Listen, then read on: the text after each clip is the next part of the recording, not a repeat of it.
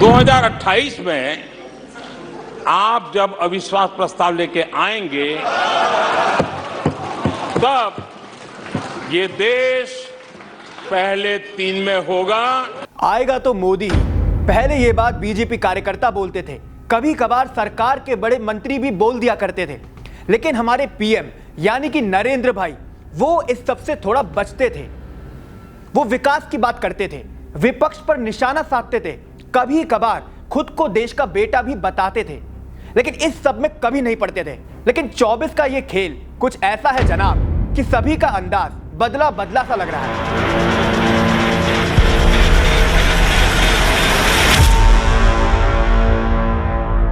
नमस्कार, मैं हूं सुधांशु माहेश्वरी और शुद्ध देसी राजनीति के 14th एपिसोड में आप सभी का स्वागत है। अंग्रेजी में एक बड़ी ही पते की कहावत है, वो क्या कहते हैं, action speak louder than words, यानी कि काम पर फोकस कीजिए, सफाई देने की या ज्यादा बोलने की जरूरत ही नहीं पड़ेगी। लेकिन अफसोस, देश की ये पॉलिटिक्स अब एक ऐसे मोड़ पर आ गई है कि यहां पर काम हो या ना हो, बोलने के मामले में सब आगे रहते हैं।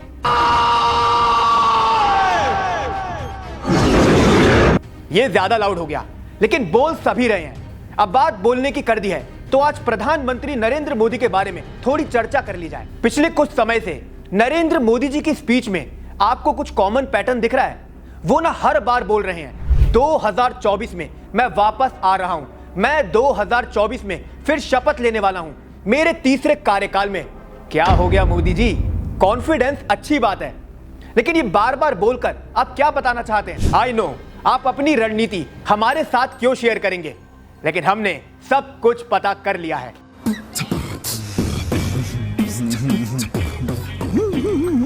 इस पूरी कहानी को 2 एंगल से समझना जरूरी है। एक वो एंगल जो बीजेपी दिखाना चाहती है और दूसरा वो जो इशू ओरिएंटेड है, यानी कि रियलिटी के ज्यादा करीब। अब बात सबसे पहले बीजेपी क्या दिखाना चाहती है। 15 अगस्त 2023 लाल किले की प्राचीर से पीएम मोदी बोले, देश के सामने 3 सबसे बड़ी चुनौतियां, भ्रष्टाचार, परिवारवाद और तुष्टीकरण। बीजेपी के लिए भ्रष्टाचार का मतलब कांग्रेस, सपा, टीएमसी, आप, आरजेडी, नो जेडीयू, क्योंकि कब नीतीश बाबा फिर पलटी मार जाएं कोई नहीं बता सकता। Similarly no NCP. अब अजीत पवार को अपनी गोद में बैठा लिया है तो हमला कैसे करेंगे? ये फंस गया सीएम। इसी तरह बीजेपी के लिए परिवारवाद का मतलब भी है Congress, TMC, Sapa, DMK and RJD. अब सबसे आखिर में तुष्टीकरण। बीजेपी के लिए तुष्टीकरण का मतलब मुस्लिमों से रहता है। आरोप किस पर लगाती है? Congress, Sapa, RJD, TMC. मजे की बात यह है, ऐसे हमले बीजेपी इस समय अपने सबसे बड़े चेहरे पीएम नरेंद्र मोदी से करवा रही है। जानते हैं क्यों? Because narrative is everything, perception matters. पिछले लोकसभा चुनाव का एक्सपीरियंस बताता है, अगर पीएम मोदी पर कोई सीधा अटैक करेगा, फिर चाहे चौकीदार चोर वाली बात रहे या हो राफेल डील में भ्रष्टाचार, मेजॉरिटी जनता बोलती है बीजेपी गलत हो सकती है, मोदी नहीं। ये ना बहुत बड़ी बात है। आप मोदी सपोर्टर हो सकते हैं, आप मोदी के विरोधी हो सकते हैं, लेकिन पिछले 9 सालों में पीएम मोदी पर कोई भी भ्रष्टाचार का आरोप नहीं लगा है। इसी नैरेटिव का फायदा बीजेपी लगातार उठा रही है। तभी तो भ्रष्टाचार पर अगर विपक्ष को घेरने का काम करना है तो ये जिम्मेदारी सीधे सीधे मोदी को दे दी गई है। पीएम मोदी भी ये बात समझ चुके हैं कि जनता के बीच में बीजेपी से ज्यादा उनकी हीरो वाली छवि रहना जरूरी है। लोग बीजेपी से ज्यादा उनके चेहरे पर वोट दे रहे हैं। ऐसे में मोदी ही आएगा, मोदी गरीबी मिटाएगा, मोदी भ्रष्टाचार बर्दाश्त नहीं करने वाला। इस नैरेटिव पर तगड़ा खेला जाएगा। जय बात, हाँ जय बात। कुछ समझ लग रही है आपको?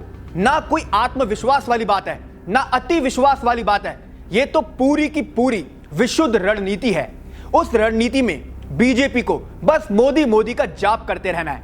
खुद पीएम मोदी को भी अपने नाम को ही मंत्र की तरह बोलना है और सामने से आकर भगवान बोलेंगे तथास्तु। अब जैसा आपको वादा किया, इस पूरी स्टोरी का एक दूसरा एंगल भी है। इस एंगल में मजबूर बीजेपी की कहानी है, उसके सामने क्या चुनौतियां हैं उसका जिक्र है, और अपोजिशन कैसे बीजेपी को अपने खेल में फंसा रही है उसका खुलासा है।